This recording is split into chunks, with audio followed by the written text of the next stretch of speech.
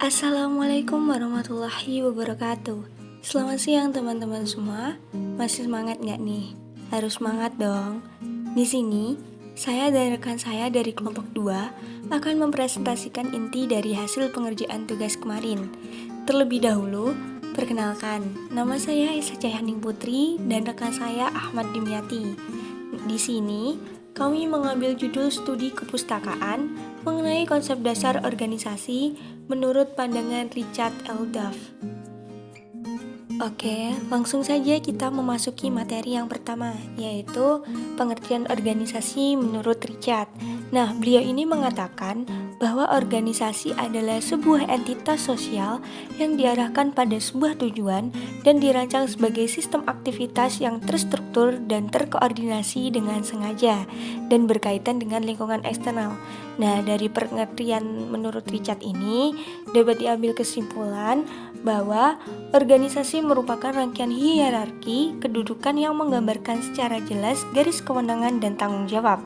Organisasi juga dipandang sebagai alat pencapai tujuan yang telah ditentukan sebelumnya dan strukturnya ini bersifat permanen, tapi tidak menutup kemungkinan terjadinya reorganisasi apabila hal itu memang diperlukan untuk mempercepat laju usaha untuk mencapai tujuan maupun dalam usaha meningkatkan efisiensi, efektivitas, dan produktivitas kerja.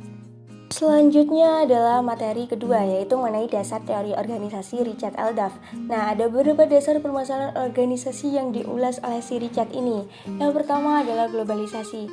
Nah, di era sekarang kita nggak asing nih ya dengan namanya globalisasi. Nah, globalisasi ini efeknya itu berdampak pada sebuah organisasi juga, teman-teman. Nah, sebuah organisasi ini dapat dikatakan sukses jika bisa merasa di rumah dimanapun tempatnya di dunia. Nah, hadirnya globalisasi ini membuat banyak organisasi dari sebuah perusahaan menjalin kerjasama dengan perusahaan lain. Dengan mengembangkan sebuah hubungan ini dianggap lebih mampu membawa kesuksesan dalam sebuah organisasi tersebut. Nah, yang kedua adalah persaingan ketat. Nah, kita tahu bahwa efek globalisasi ini menimbulkan sebuah persaingan yang sangat ketat. Hal ini disebabkan semua perusahaan akan bersaing dan berkompetisi untuk memberikan sebuah layanan yang baik untuk masyarakat. Nah, sebuah organisasi ini dapat dikatakan bertahan apabila mampu memberikan layanan yang baik. Karena ketika kita bisa memberikan layanan yang baik, maka yang tertanam pada masyarakat itu bahwa organisasi yang kita lakukan ini memiliki citra yang baik menurut pandangan mereka, begitu. Nah, yang ketiga adalah etika dan tanggung jawab sosial. Setiap anggota organisasi, apapun posisinya, harus memiliki dan menjaga sikap, moral, dan tanggung jawab yang baik. Etika dan tanggung jawab dalam berorganisasi tetap harus dikedepankan untuk menciptakan citra baik dalam organisasi tersebut. Nah, yang keempat adalah kecepatan dan responsif. Tantangan berikutnya dalam organisasi adalah kecepatan dan merespons segala perubahan yang terjadi di lingkungan, krisis organisasi, atau pergeseran harapan konsumen. Dalam hal ini, organisasi ini harus peka terhadap sesuatu yang terjadi dalam sebuah organisasi itu gitu. Nah, selanjutnya adalah tempat kerja digital. Kita ini hidup di zaman yang canggih, semua serba teknologi. Nah, setiap individu ini dituntut harus melek teknologi agar nggak dianggap ketinggalan zaman gitu. Nah, sebagai contoh nih, banyak industri perusahaan yang menciptakan pembaruan melalui teknologi digital. Hal ini dilakukan untuk membawa sebuah organisasi bisnis ke level yang lebih tinggi lagi supaya bisa mencapai kinerja yang luar biasa gitu, teman-teman. Nah, yang terakhir adalah perbedaan atau budaya. Nah, ketika kita di lingkup organisasi, pasti anggotanya ini terdiri dari berbagai macam individu kan. Nah, mereka juga punya latar pendidikan dan lingkungan yang berbeda. Nah, ketika semua berada dalam satu lingkup tempat yang sama, pasti memiliki gaya dan cara yang berbeda sesuai dengan kebudayaan yang mereka bawa. Nah, kayak orang Jawa dengan luar Jawa itu pastinya berbeda banget gitu kan. Cara ngomongnya pun juga berbeda gitu.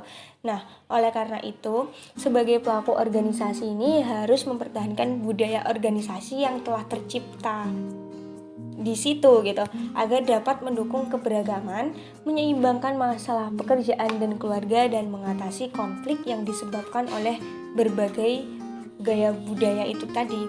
Nah, itu tadi materi dari saya. Untuk materi selanjutnya akan disampaikan oleh rekan saya, Ahmad Dimyati. Kepadanya waktu dan tempat saya persilahkan. Organisasi dibentuk untuk mencapai suatu tujuan tertentu.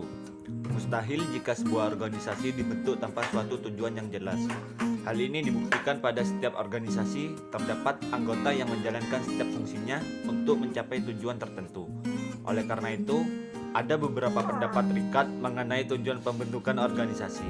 Yang pertama, strategis. Tujuan strategis dimaksud adalah tujuan yang bersifat menyeluruh dari alasan organisasi ini dibentuk. Lalu yang kedua, taktis. Tujuan taktis adalah tujuan yang dilakukan oleh manajemen tingkat menengah yang ditujukan untuk menjelaskan apa yang harus dilakukan subunit agar organisasi dapat mencapai tujuannya secara keseluruhan. Lalu yang ketiga, operasional. Tujuan operasional merupakan tujuan yang bersifat akurat dan terukur.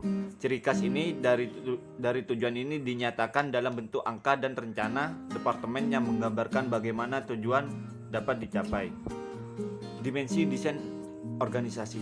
Langkah pertama untuk memahami sebuah organisasi dengan melihat dimensi yang menggambarkan ciri-ciri desain organisasi tersebut. Dimensi dalam organisasi menggambarkan organisasi dengan cara yang sama, seperti kepribadian dan ciri-ciri fisik.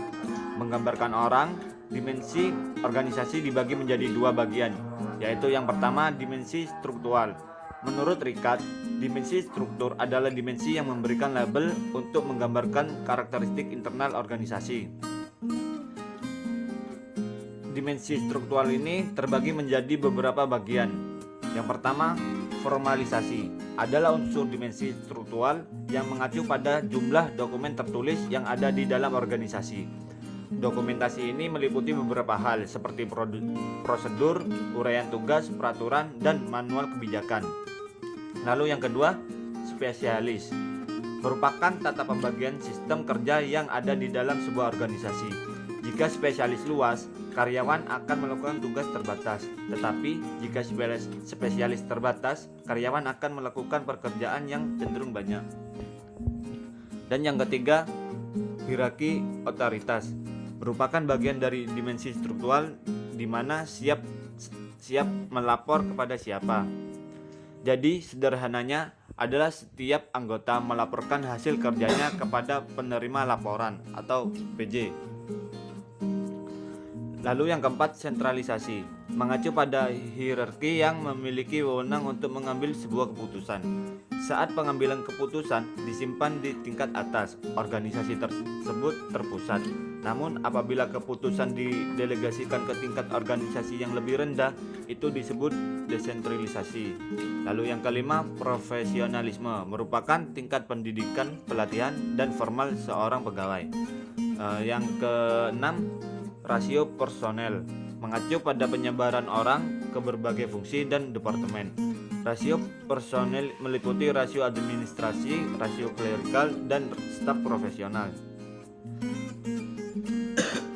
Lalu yang kedua, dimensi konseptual. Dimensi konseptual merupakan dimensi yang memperlihatkan keseluruhan dari sebuah organisasi. Dimensi ini memperlihatkan susunan organisasi yang mempengaruhi dan membentuk suatu dimensi struktural organisasi. Dimensi konseptual ini dibagi menjadi beberapa bagian. Yang pertama, ukuran. Sebuah organisasi dapat ditentukan melalui banyaknya orang yang menjadi bagian dalam organisasi tersebut. Lalu yang kedua, teknologi organisasi. Teknologi organisasi merupakan bagian dari dimensi konseptual yang mengacu pada penggunaan mesin, alat, tindakan, dan teknik yang digunakan untuk mengubah input menjadi output. Lalu yang ketiga, lingkungan. Lingkungan merupakan elemen eksternal dari sebuah organisasi. Elemen kuncinya termasuk industri, pemerintah, pelanggan, pemasok, dan komunitas keuangan. Lalu yang keempat, organisasi tujuan dan strategi. Organisasi tujuan dan strategi diartikan sebagai tujuan dan strategi kompetitif yang membedakan dengan organisasi lain. Lalu yang kelima, organisasi budaya. Organisasi budaya merupakan sebuah tata keyakinan, kepercayaan, nilai kunci, pemahaman, dan norma bersama yang dimiliki bersama oleh karyawan. Berbagai dimensi konseptual dan struktural yang telah dijelaskan barusan sebenarnya saling bergantung dan berkaitan. Misalnya, sebuah organisasi yang besar dengan teknologi yang canggih dan lingkungan yang stabil pasti cenderung menciptakan organisasi yang memiliki formalisasi, spesialisasi, dan sentralisasi yang lebih tinggi. Jadi kesimpulan pada presentasi ini, organisasi merupakan alat atau wadah yang memang dibentuk untuk merealisasikan dan memudahkan untuk mencapai sebuah tujuan yang diinginkan oleh anggotanya. Banyak sekali tantangan global yang harus dihadapi bagi organisasi di era sekarang. Untuk itu, kemampuan inovasi dan adaptasi sangat diperlukan untuk menjaga eksistensi sebuah organisasi. Ketika sebuah organisasi mampu menciptakan inovasi dan mampu beradaptasi, dapat dikatakan sebuah organisasi itu sukses. Langkah yang tepat untuk memahami sebuah organisasi adalah dengan melihat dimensi dari organisasi tersebut. Sekian dari kami, ada kurang lebihnya kami mohon maaf. Wassalamualaikum warahmatullahi wabarakatuh.